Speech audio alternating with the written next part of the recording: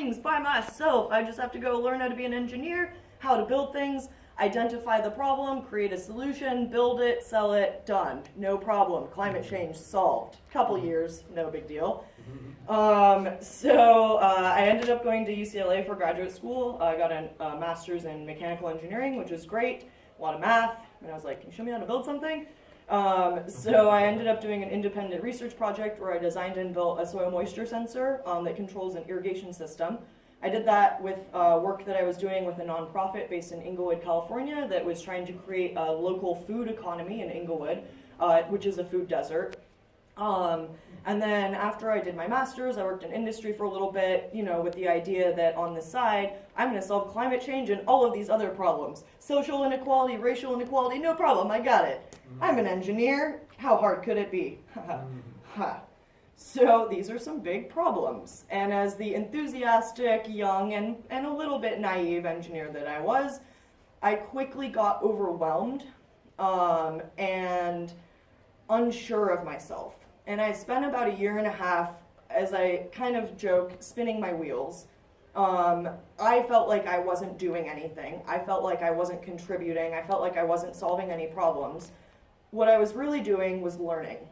I was learning how to make things. I was learning how to program. I was learning how to share my projects. I was learning how to reach out to people, identify their pain points, and help them learn the skills and the knowledge that they needed to go and solve their problem. And then one day it kind of hit me. I had just gotten rejected from a large grant. I had gotten in the top 3 and I was really stoked. I was like, yeah, I got this, no problem. And they came back to me and they were like, we really like your idea and think this is great. There's the soil moisture sensor thing.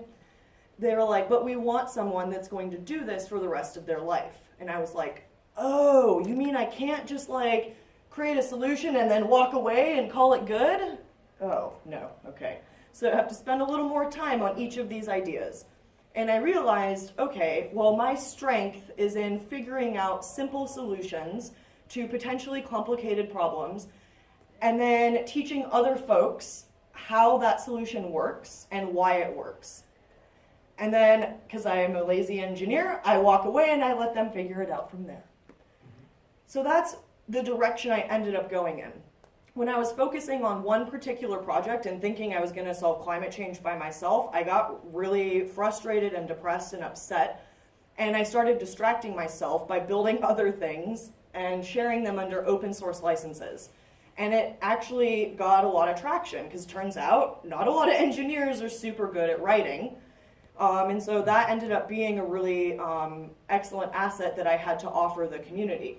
So that's what I decided to do, is the projects that I create, I'm going to write them up as how-to tutorials. I'm going to go through the why of why these things work. Because I have the science background, I can toss that in, which makes it a little easier to understand what we're doing, and also debugging, which is super important.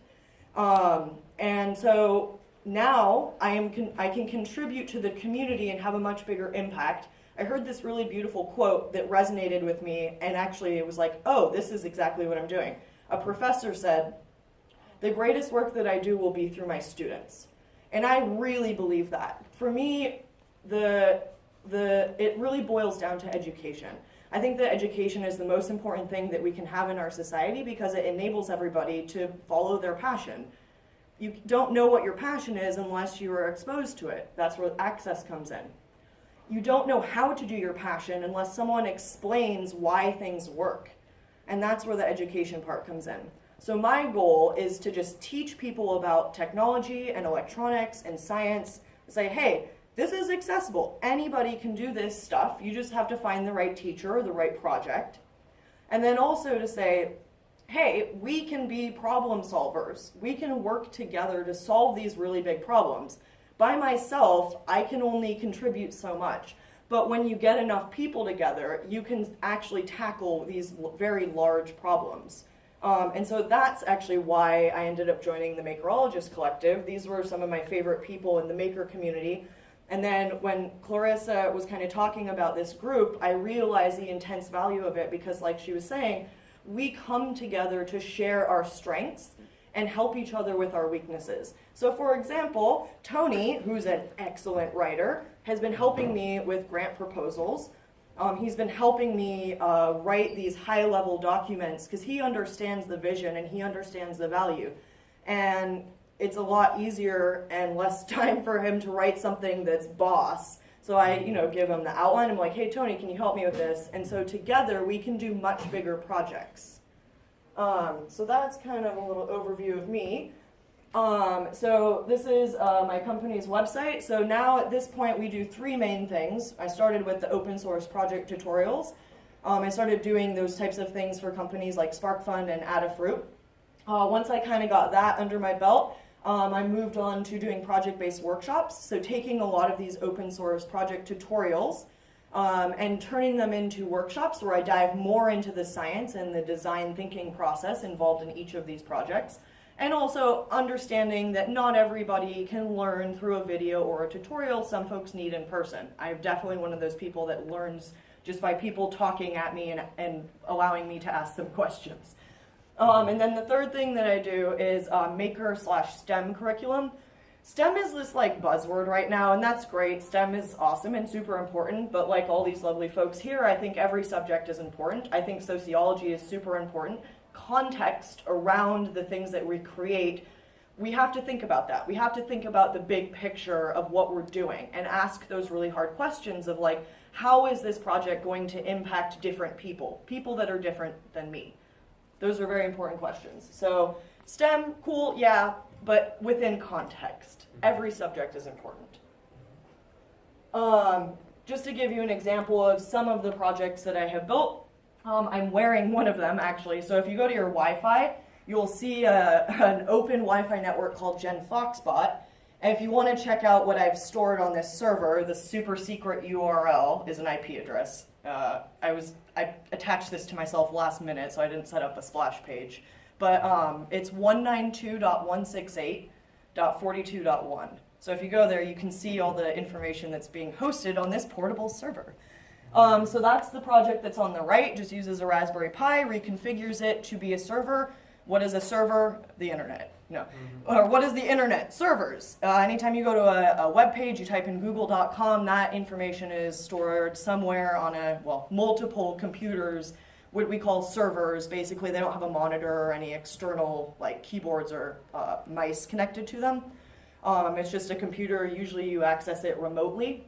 But the technology exists for folks like us to make our own servers. So, hey, Amazon, I know that your main business model are server farms. We could do the same thing, but crowdsourced. So that's the Raspberry Pi server. The one on the left is a Minecraft gesture controller, because all the kids play Minecraft, so I had to do some R&D for work. And I wanted to do this project because, one, it's fun and silly, and why not?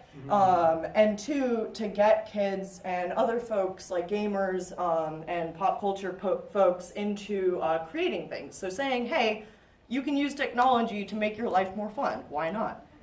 So that one, if you move your hands, you walk in the game, you move them faster, you run, and if you move them really fast, you'll jump. And then you can look around. And I made a few touchpad finger controls to do some of the keyboard controls in the game.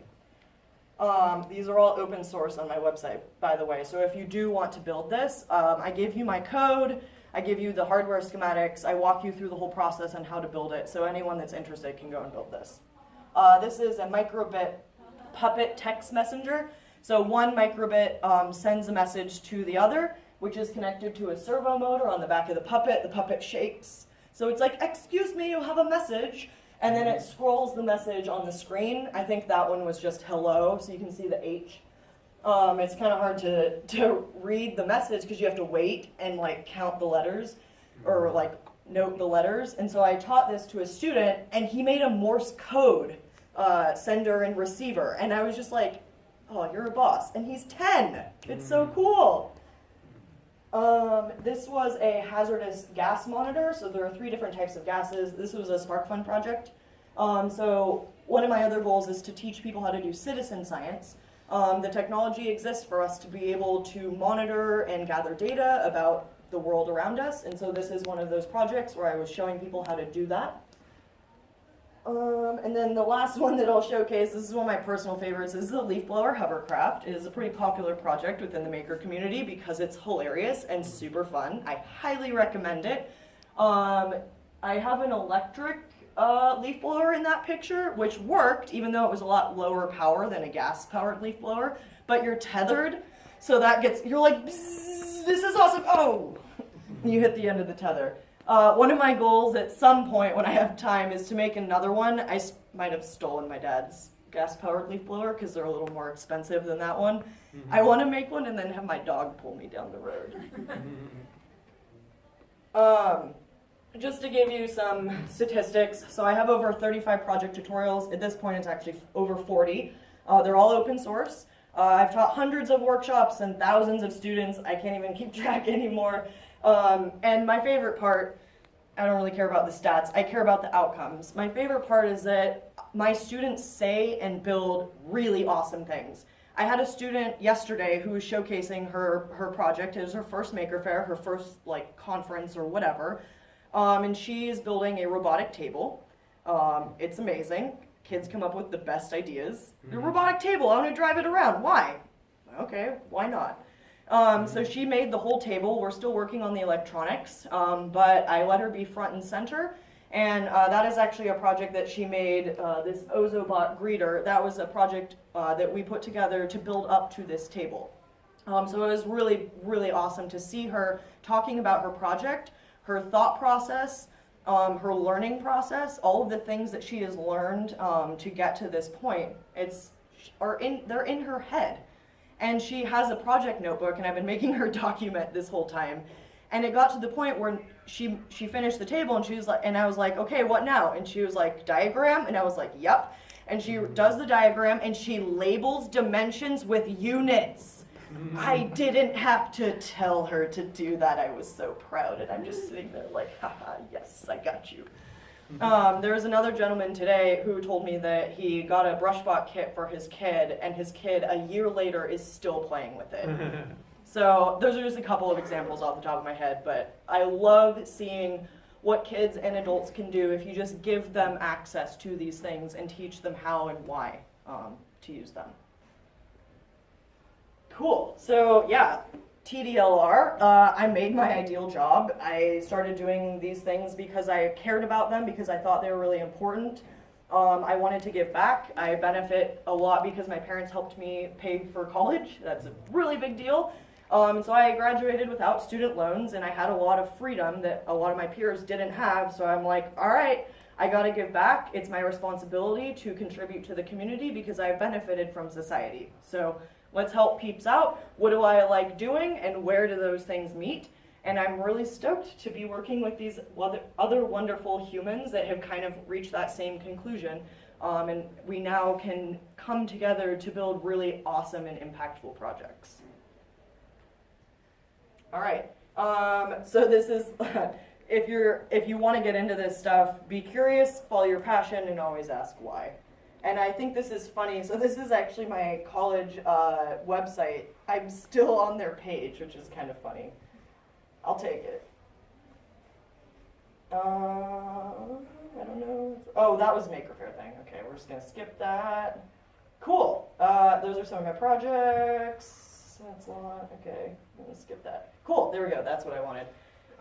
So where do you learn more? There's my website. You can also go to Makerologist to learn more about the stuff that we do. And then if you're curious about building other types of projects, these are the 3 websites I would recommend. Instructables is like everything, like from cooking to backyard stuff. Like if you want to make an epic fort for your kids or for yourself, I want one. I'll make myself one. You can go to Instructables to learn how to do pretty much anything. The one thing is that their projects are not vetted. So anyone can make a tutorial, which is also a great way to get started. It's how I got started. So if you want to share your projects, awesome. The one caveat is that occasionally you'll find a project that's not super well documented. So it happens. So you'll have to fill in the blanks or find another tutorial. But SparkFun and Adafruit have tons of learning resources for electronics and technology, and their projects are vetted, and they're written by really awesome people that are at the top of their field, like my friend Phil in the audience. Yeah, and myself. Ha, woo. So yeah, there's my email. If you have any questions, feel free to reach out directly or follow me on Instagram. All right, everybody give a round of applause for the presenter so far. That's you.